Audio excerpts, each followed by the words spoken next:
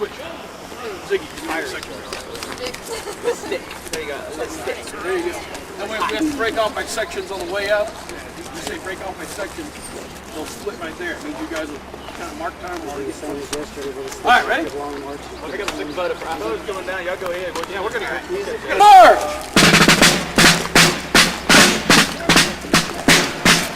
Get him, freaking over!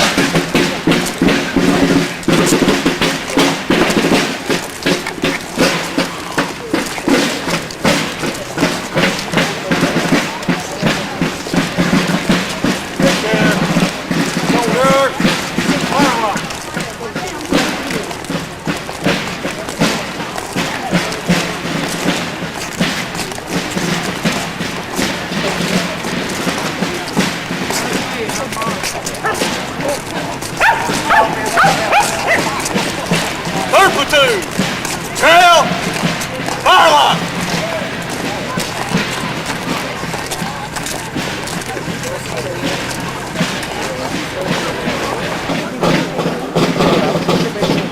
All right, everybody, let's see how we're being heard with the music and marching and everything going on now.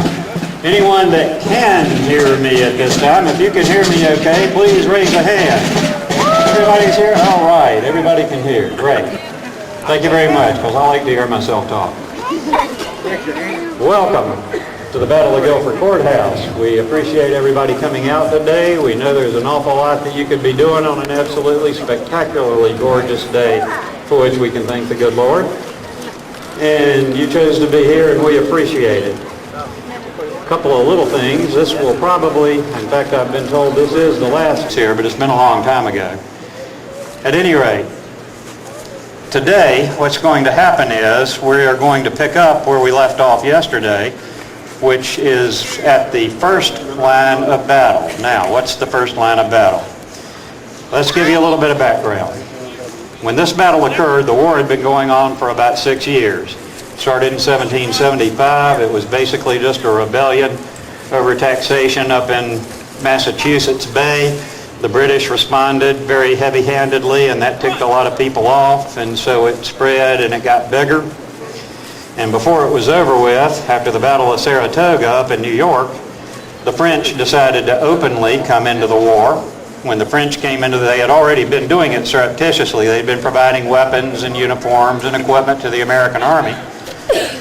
Well, after Saratoga, it looked like the Americans had a real chance of winning the thing, so the French said, all right, we're going to come in officially, which meant that their fleet was now turned loose to deal with British shipping, and as soon as the French jumped into it, the Spaniards and the Dutch jumped into it. So by the time this battle was fought in 1781, what had started out as a small rebellion in one colony had turned literally into a world war.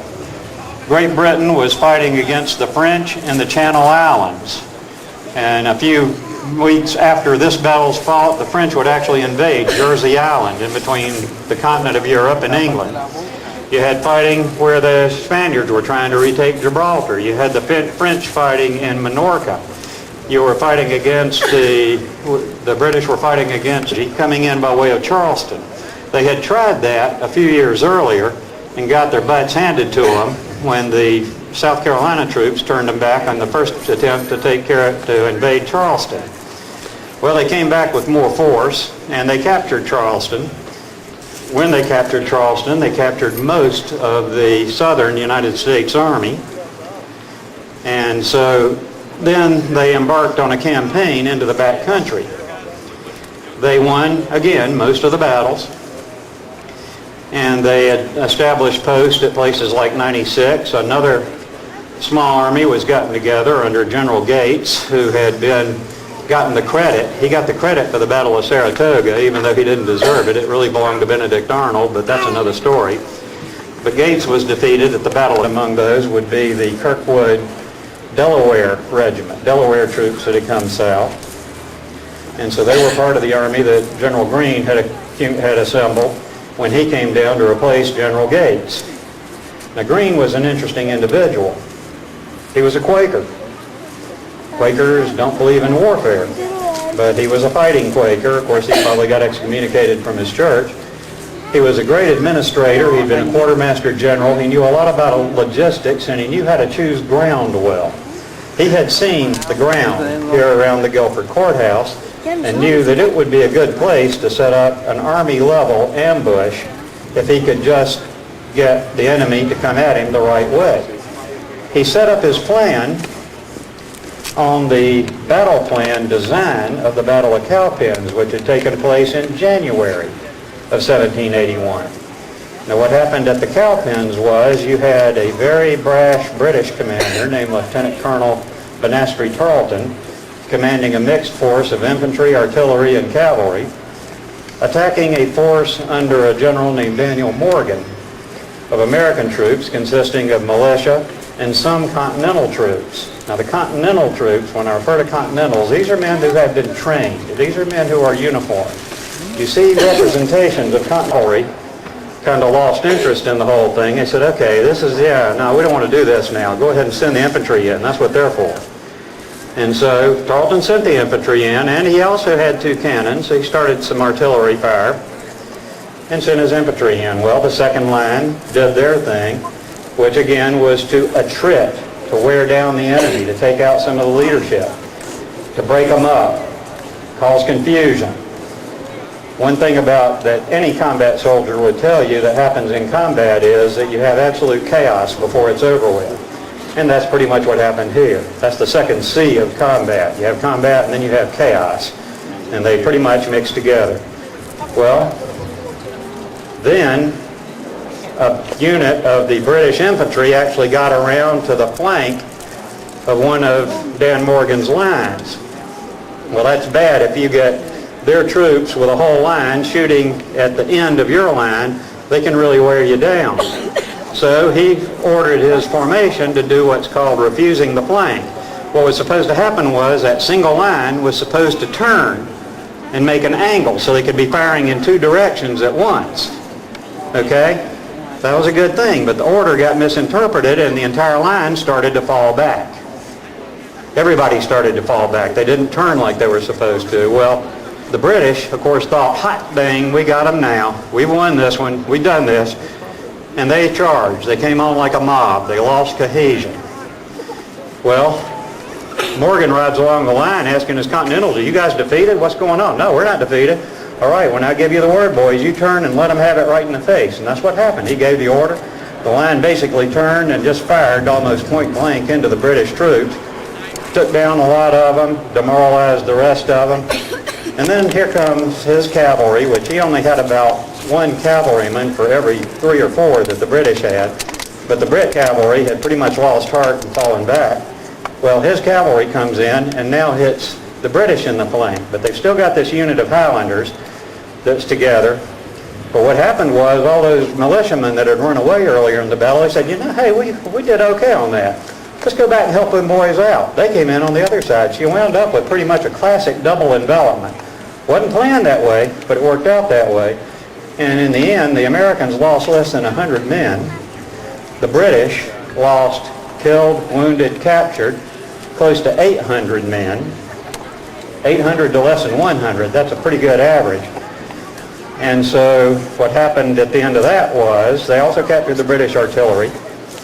And it was one of the greatest victories of the entire war by anybody, and it's still studied to this very day in military science classes. And we have some dragoons coming in on the left now, cavalry. Looks like William Washington's dragoons, 3rd Continentals. And so that's what General Greene wanted to do here at Guilford Courthouse. His first line was primarily North Carolina militia. His second line set it up. Right good bit of distance, 1575. A lot of these men had actually served as Continentals before. They had training. Just for kicks, I'd like everyone out here, and this includes the troops on the field that can hear me, everybody who is a real veteran of real military service, please raise your hand. Let's see how many we got. All right. You've got more experience in it than you've ever had. You've got good troops on that front line, and they will do a significant amount of damage in the actual battle. You've got more good, seasoned soldiers in the second line. Then you've got your Continentals. Now the primary Continentals that were here was Kirkwood's Delaware Regiment, what was left of it after the Battle of Camden. Very seasoned, very hardened, solid troops. They were already way the heck out up there at New Garden and everything, helping out the cavalry and keeping cover. They stayed with it through the entire battle. You had Kirkwood's Delawares. You had what originally was Smallwood's 1st Maryland Regiment. The 1st Maryland probably not been seasoned. This was their first battle, and that will also show up. But the 1st Maryland is among the best. The Delawares among the best. The Virginia Militia's riflemen, that was Colonel Lynch, Colonel Campbell. Everybody ever heard the term lynching? It came from Colonel Lynch of the Virginia Militia, because that's what he liked to do to Tories when he caught them without giving them a trial. That's also why it's considered to be a bad thing, because it was done without trial or any fair due process. But that's who you had in your second line, and then of course the first line, North Carolina Militia, leavened out with some good veteran troops in it. You had a good army here under General Greene, a good position. Wait, see what's going to happen. At this point, as I said, we've got about 10 minutes before everything's in place to get started. I'll try and take a few questions from the folks that are within my immediate area, if you have any. But this is to tell you what happened leading up to this battle. So, anybody got any questions at this point? Yes, young man. The British are deploying along Little Horsepin Creek. Little Horsepin Creek being the little valley area back behind the Brassfield Theater and Mall area. That's where everything started. It really began with a cannon, with a big cannonade going back and forth. And then the musketry started when the British actually started to move forward. There was a place in that where the Americans fired such a solid volley, the entire British line just halted. And one of the sergeants was saying that he could see the muskets of the American troops laying like organ pipes along the top of a split rail fence. Imagine advancing on that. There were guts on both sides.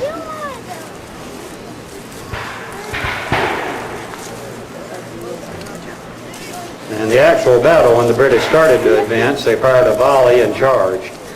They were coming across open ground. They did not want to be caught in open ground and stopped there. So they're going to try to get across that open ground as fast as they can. An officer of the 71st Highland Regiment said that he lost almost half his company in the first volley. from the Americans in that particular action.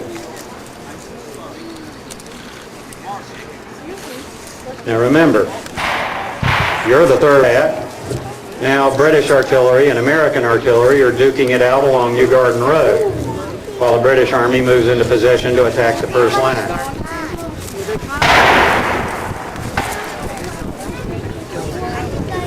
And meanwhile, we wait. And those of you who are in the real military, you can confirm to the people around you what I'm about to say. The biggest thing you ever do in the military is hurry up and wait.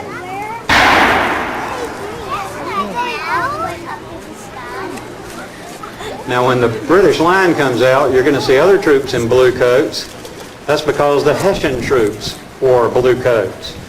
You might also spot some men in green uniforms on the flanks. Those would be professional hunters from the German states. These fellows are Hessian, Hesse-Hanau. Some of these are from Anspach-Bayreuth, that they have brown pants on. They're Anspach-Bayreuth. But these are the professional huntsmen carrying rifles. There were rifle-armed troops on the British side as well. The whole story of the rifle use in the Revolution is a whole nother story. So you will see green uniforms, blue uniforms, red uniforms, and you'll see different color combinations, different headgear of the British troops. It wasn't perfectly uniform. And it sure can cause confusion in the woods.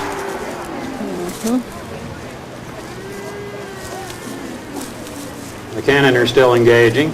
Now, if you look, you can see troops moving from left to right across the center. It looks like a withdrawal. Now remember, some of the American infantry that's involved in this is Kirkwood's Delaware Continentals. They had literally fought all the way from New Garden all the way to here, and they kept it up.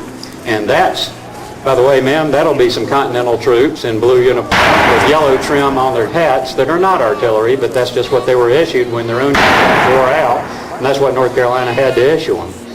So it gets even more confusing when you get into it.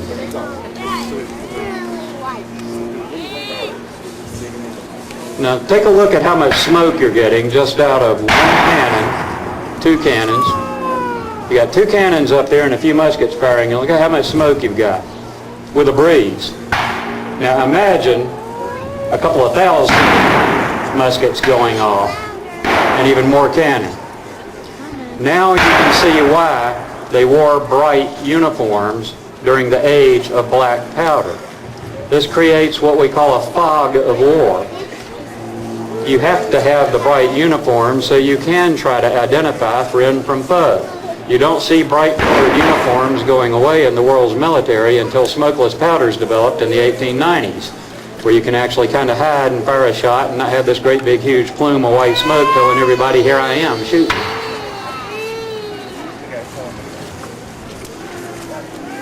These are American light infantry troops representing Kirkwood, back to the third line. The ones with the yellow trim around, on your right here, the ones with the yellow trim around their cocked hats, that is the uniform of Kirkwood's Delaware Regiment. That's what they looked like. This wasn't the second line pulling back, right? This is guys that were in the first line and were along New Garden Road pulling back. The second line is still up there. You see them over there approaching the second line. You can see if you look real closely, you'll see a flash every now and then off of a musket barrel as the sun reflects off of it.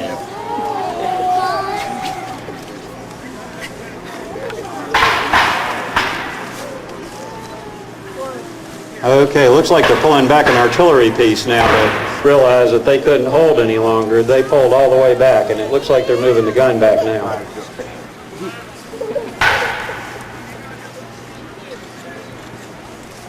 Now what happened in the second line, as soon as the first line was dispersed, what happens next is this turns into two totally separate battles. You've got the 23rd and 33rd Regiments followed by the 1st Battalion Brigade of Guards plunging straight ahead up New Garden Road. You've got the 71st. That's a charge going on.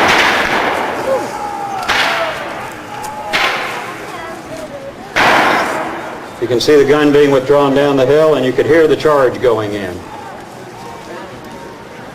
There was a lot of woods fighting.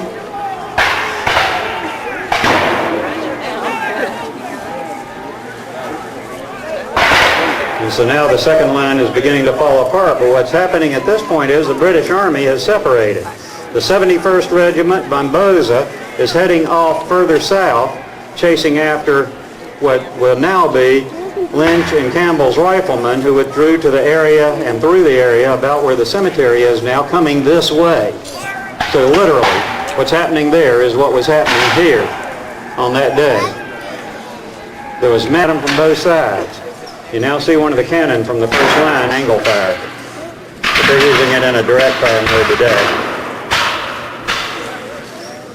Now the fighting in the woods became very confused. Units lost contact with each other.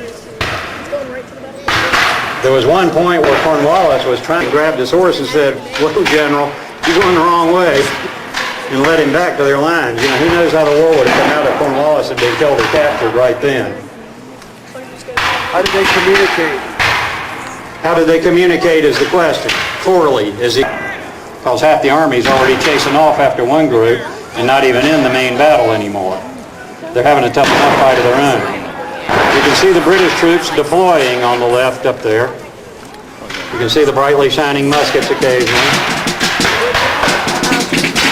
They're trying to outflank those troops that are in the field. This is the kind of small unit action that happened throughout that probably 45 minutes or so of fighting on that day. Just small units running into each other.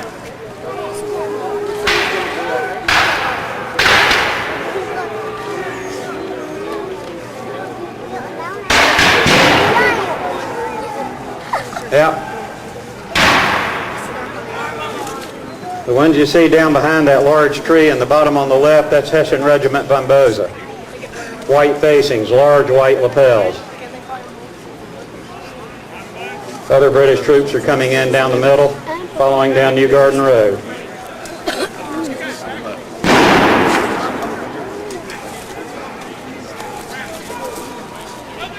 Now you can hear the commands. Keep going.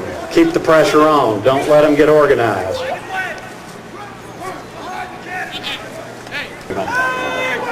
33rd Regiment, again, our British Army.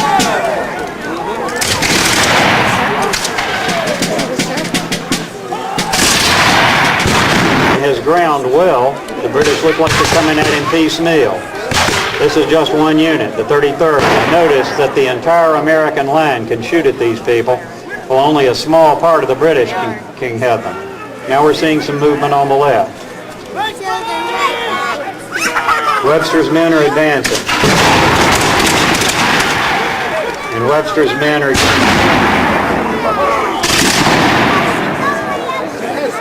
In this battle, General Webster was wounded in the leg.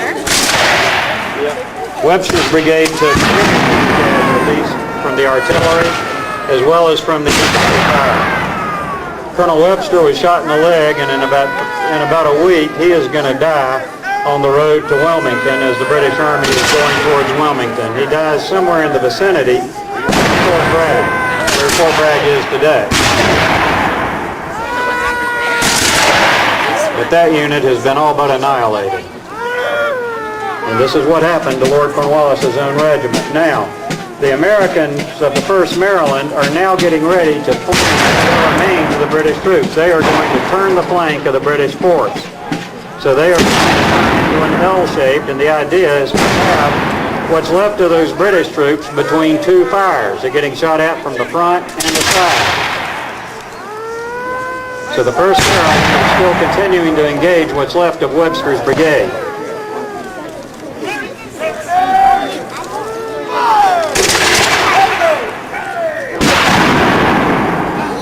Maryland troops are definitely doing tremendous execution. The 23rd Regiment, the 23rd Regiment, Royal Welch Fusiliers, is still in the woods someplace. They were getting organized about a quarter of a mile back. They had no part in this action. This was just the 33rd. And the 33rd with the 1st Maryland and the artillery and there were 6-pounders on that part of the artillery line, pretty well taking out, just making the 43rd Regiment combat ineffective. But now coming out of the woods, you will see the uniform of the Regiment von Boza. The Regiment von Boza was not in this action. But on the left, first, the 2nd Battalion of the Brigade of Guards. The uniforms are uniforms of the Guards, of some of the 71st Highlanders. I think I see some 7th Regiment uniforms and von Boza. The British fired a volley and they charged the 2nd Maryland. The 2nd Maryland is looking at the Brigade of Guards coming at them. They fired one volley. It was a good volley, but they fired one volley and said, okay, done.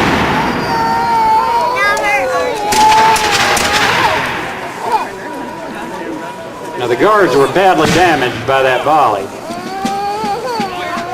And the 1st Maryland has just realized that they've got enemy troops in their rear.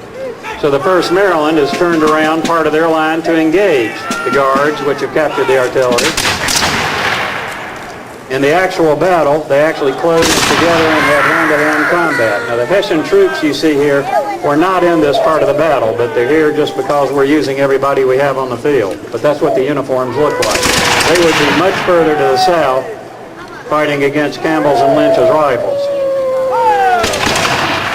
Now what happened at this stage is the 1st Maryland and the Guards closed and actually were engaging in hand-to-hand combat. For safety reasons, we do not do that in a reenactment. But the Guards are about to have some more problems because William Washington is coming in with his dragoons. The Guards are now caught between Washington's dragoons and the 1st Maryland. You'll notice there's an artillery piece sitting by itself, a British artillery piece. Lord Cornwallis would come riding in. See that artillery piece. Note that the artillery piece has no infantry support. There's no infantry support. Had the dragoons seen that artillery piece, they could have charged it, taken the artillery, and captured Lord Cornwallis. So Lord Cornwallis is going to order a fire at the dragoons. He's shooting at the cavalry. Now the 1st Maryland is withdrawing. They've done their job. And the British artillery fire into the... And this is where the legend comes that Cornwallis ordered fire on his own troops. He didn't really do that. He ordered the fire on the American cavalry. But of course, grape shot and cannonballs don't care what color coat you have on when they go flying, so the rounds went through the cavalry into both the Guards and the 1st Maryland that were closely engaged. The 1st Maryland troops here on our left right now are no longer in play. They have been removed from the field. And guys, if you will kneel down so that folks behind you can see. But essentially what's happening at this point is you've had fairly heavy losses on the part of the Marylanders, very heavy losses in the Guards. The Brigade of Guards lost about half of their total strength. General Greene figured that he had pretty much done as good a job as he could that day. He withdrew the rest of his force in good order, as you see happening on our right. And because he withdrew from the field, technically, this was a British victory. General Greene would lose about 50 men killed in action. He would lose another couple of hundred wounded and a little over 1,000 who basically just disappeared and went missing. The British